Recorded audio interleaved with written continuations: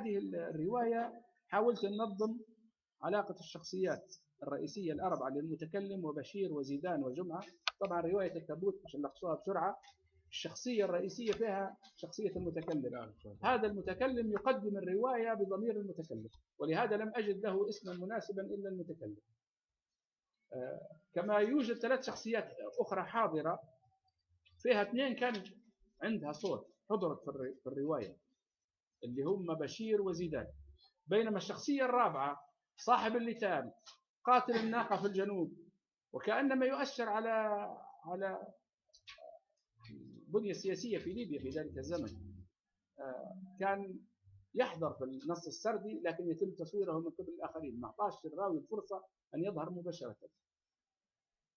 هنا نحن في جدل 4 شخصيات، كل شخصية تم بنائها من خلال خلفية. المتكلم هذا أبوه كان في النفط في السبعينيات، وكانت الصحراء بالنسبة لي شيء مميز جدا، لأن لما يرجع الوالد من النفط يجيب في الألعاب ويجيب في الأشياء الجميلة وكذا. الشخصية الثانية اللي هي شخصية بشير هذا الراوي استعان بقصة الشيخ الأسمر مع بعض لأن العمل السردي ما هوش تاريخي بقدر ما هو يعني استخدام التاريخ لغرض، فنسج على قصة الشيخ الأسمر وكذا، وعمل خلفية مناسبة لبشير، لأن بشير عابد، فعمل له خلفية دينية. دائما بشير يعيش في هاجس الحرام والحلال، بينما المتكلم يعيش في هاجس الماضي الجميل مقابل الحاضر التعيس. حاضر ليبيا بالطبع هو في ذلك الزمن، يعني كما تكتبه الرواية بغض النظر عن رؤيتنا له. بينما زيدان ربط بالماضي. طبعا هو دار نوع من التوازن عبد الله غزال في الرواية، خلينا نتكلم بشكل صريح، لأنه هو بشكل من الأشكال سب إخواننا السمر في تشاد، فأراد أن يكون في توازن في البنية، اختار زيدان شخصية سمراء، يعني مش ما يتهمش، لأن أحيانا القارئ لما الكاتب ما ينتبهش للنقاط هذه، للخلافات وللأشياء هذه، تكون مصدر قلق بالنسبة. فزيدان جده مجاهد ضد الإيطاليين، وهو يؤمن بالوطن، وحتى وين يمشي للجندية في الجنوب يؤمن بضرورتها بعلاقة بالوطن، المسألة ما لهاش علاقة بال لاحظوا احنا الشخصيات الآن، شخصية صار لها اقتراب أو أقرب للشخصية الوجودية اللي هي المتكلم، ماضي جميل مقابل حاضر تعيس. شخصية تعيش في هاجس الحلال والحرام، قلق، لأنه هو يعبث في ضريح الشيخ عند الزيارات اللي تحدث هناك، والماضي بتاعها ماضي شرعي ديني بشكل من الأشكال، حتى كان دخل عليه في الغزة. الشخصية الثالثة شخصية زيدان متوازن جدا، يعي خياراته، رجل متدين بالفطرة وجده مجاهد. الشخصية الرابعة قاتل الناقة جمعة، هذا ما عندهش ماضي، لا يوجد ماضي له، وهو عسكري بالفطرة، رغم أن العمل الطبيعي نتاعه في الأساس هو مدرس من مدينة من المدن الليبية، لكن في الأساس لم يتم تقديم ماضي به، وكأنما يريد أن يقول أن القيادة في ذلك الزمن لا ماضي لها. المهم يعني هذه قراءة قد تقرأ. فلاحظوا كيف تم بناء هذا النص من خلال هذه. باقي الشخصيات شخصيات عادية، يعني تأثيرها محدود، ولهذا رصدتها في مسألة التأثير. عبد العزيز هذا جار المتكلم، وكان يعين فيه على مسألة الشعور بالعبثية، ويضيف في قيمة أخرى لمسألة الوضع المزري اللي يعيش فيه المتكلم الآن مقابل الماضي الجميل. يعني مثلا عبد العزيز حاول يشنق نفسه، هو جزار وحاول يشنق نفسه، وحكى له على قصة سفر لتونس بهدلته مع أمه المريضة وكذا. هذا شخصية عبد العزيز.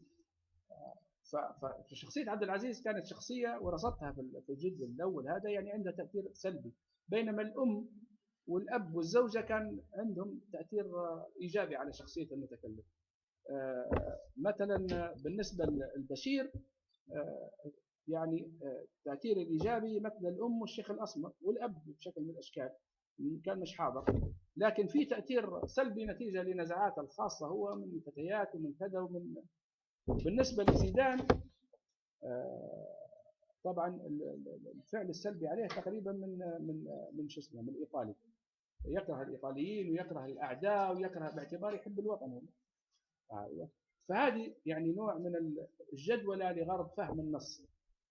حنلقوا، وهذا فعلنا في دراسة بنية الحكاية، بعض القضايا اللي نستطيع من خلالها أن نستوعب وضع الشخصيات في هذه الرواية. بمعنى أحيانا الشخصيات ما يكونش ظاهر الخلاف بينها، لكن لما نجد قضية معينة خلافية نجد تباين حولها، بل تضاد أحيانا. تباين بمعنى أن الاثنين قد يكونوا على محور واحد لكن مختلفين في نقطة. التضاد يعني في عداء في هذه النقطة. مثلا من الأشياء اللي حاولت أن أرصدها وهي قراءة في رواية تابوت، مسألة الموقف من الصحراء. لما نقول بنية هنا للشخصيات من هذه القضية، هذه البنية ليست سائدة في الرواية كلها، ولكن تظهر من خلال بعض المقاطع. فأحيانا مقطع معين أو اثنين يكفيني لتكوين فكرة عن موقف هذه الشخصية. مسألة الفهم موقف الشخصية نحتاج إلى مقطع أو اثنين. ما تعتقدوش أن الرواية كلها حتكون تتحدث عن موقف المتكلم من الصحراء، ولا موقف زيدان، ولا موقف. فلما رصدنا، وهذه عندها مقاطع اللي تساندها في الدراسة الموجودة. يعني على فكرة رواية تابوت موجودة في صفحة المختبر النقدي، لو تبحثوا عليها وتبي تنزلوها وورد. يعني وراي الشغل على الرواية وورد يعني من خلال النصوص يعطيك الفرصة على البحث والترتيب حتى على المقاطع أحيانا. فمثلا في جانب الصحراء حنجد الاختلاف. المتكلم كتبت فوق، ربما الكلام مش واضح ولا مش دقيق، متغيرة كراهية. كان موقفه من الأول من الصحراء أنها شيء جميل ومميز في الماضي، ثم صار موقف كراهية لما تورط في مسألة الجندية والنقل إلى الجنوب. تصور شاب ليبي في آخر التسعينيات أيام حرب تشاد ولا آخر الثمانينيات، ورافعين غادي للجنوب، وبيعدي يأدي الخدمة الوطنية ويقول له والله الوطن هذا ممتاز. فهو يعني يكره هذا المكان. ففي الماضي الصحراء كانت جميلة، في الحاضر الصحراء الآن يعني مكروهة أو غير مرغوب فيها. على العكس منا زيدان ثابت مستقر زي ما قلنا، عنده هذا جزء من الوطن ضروري حمايته بغض النظر عن كونه تحت هذا النظام أو غير هذا النظام. مثلا جمعة من الواضح من خلال مقاطع نصية وتصويرات معينة أنه يحب الصحراء بشكل مرعب، على العكس منا بشير اللي يعتبر الصحراء لعنة. الصحراء ملعونة والصحراء بلد الجن والشياطين، لأنه هو بشير شخصية مهووس بالجوانب هذه. لو نلاحظوا في صفحة 70 ولا 75 في الطبعة الأولى للتابوت كانت الرؤية كلها المتكلم، وهنا تجي ألاعيب الرؤية المميزة جدا عند ورغم أن عبد الله الغزال هذه كانت الرواية الأولى ليه، لكن كان اللعب بالرؤية يعني مميز جدا. كيف انتقل بالرؤية؟ كانوا الشخصيات في السيارة، اللي قاري هذه الرواية ويدرك الحكاية هذه، كانت الرؤية كلها المتكلم. فجأة دخلنا في مقطع بسيط بدأ بيدخل الآن بينقل الرؤية من المتكلم إلى بشير. بشير يرى في الصحراء، المتكلم يرى في الصحراء كريهة ومرهقة ومتعبة، بينما بشير يرى فيها لعنة وبلد الشياطين. الصحراء موطن الشياطين، هذه أول جملة طلعت تقريبا، وبدأ ينتقل بشوية وكأنما قطار ينحرف من مسار إلى مسار آخر. وبدينا في رؤية بشير ودخلنا في قصة الشيخ الأسمر ومشي. في الفصول الأخرى كان الانتقال يتم عن طريق عنوان الفصل. مثلا نلقى فصل اسمه بشير، نعرف أن هذه رؤية بشير.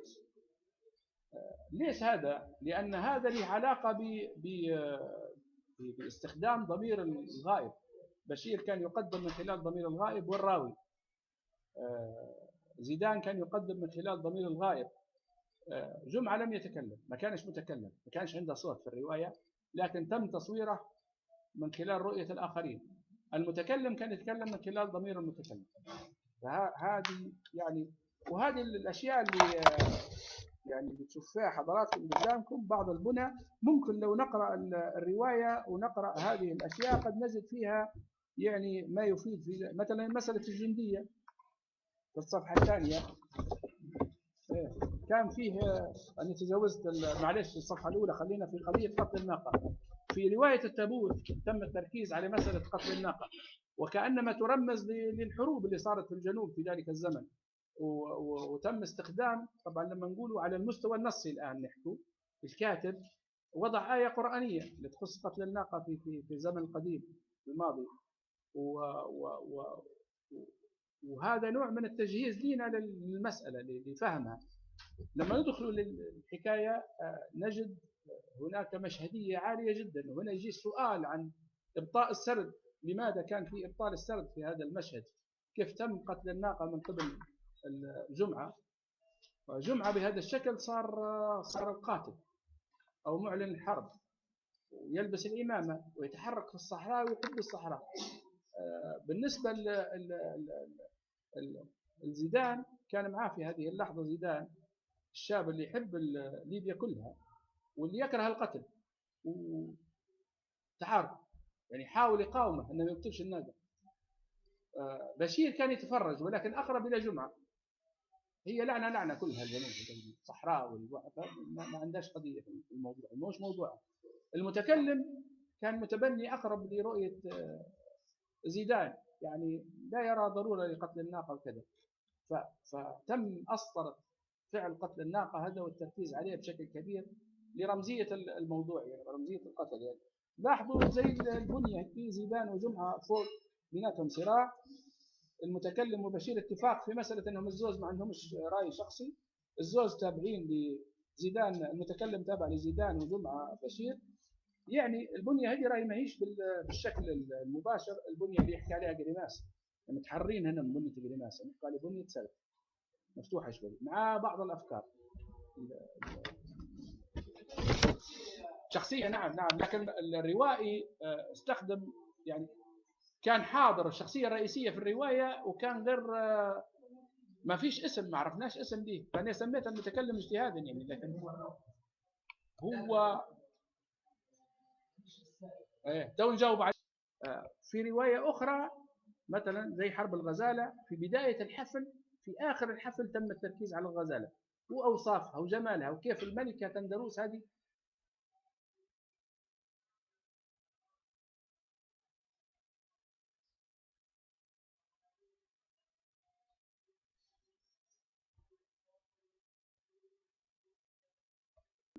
الكتاب اللي حول على موضوع بناء الشخصية يعني. هذا ليه علاقة بالحكاية، ما عندناش بالنهر، والشخصية لها علاقة بالحكاية. بعض الروايات يتم التركيز على المكان، فضاء المكان متنفس جيد للروائي. المكان يعبر عن طريق الروائي عن مواقفه ورؤيته وقلقه وألمه. آسف أقصد الراوي قلق وألم الشخصية. بداية رواية التابوت اللي قال التابوت الصفحات الأولى سب على الطقس والظروف والشمس وزئير الطائرات وكذا، لأن الشخصية اللي مسافر، رغم أن في البداية ما كناش مع المتكلم، كنا مع الغائب، ضمير الغائب، لكن كان الراوي من خلال الرؤية اللي يطرح فيها يريد أن يقدم لنا قلق الشخصية أو ألمها وعدم رغبتها في السفر. فهذا يعكس أن الشخصية نفسها شكل من الأشكال هي الطريقة. ويقولوا دائما إخواننا المغاربة يحلو لهم التعقيد، يعني فيقولوا تخطيط، في عشرات الطرق للتخطيط. مثلا رواية التابوت في نهايتها قتل جمعة وقتل بشير، مش يرجعوا في التابوت اللي هو الطائرة، لأن ليبيا يموت في ذلك الزمن. هذه الرسالة الخلفية للأحداث وللعنونة ولكل هذه الأشياء. فيقدر الروائي يبدأ من لحظة موت بشير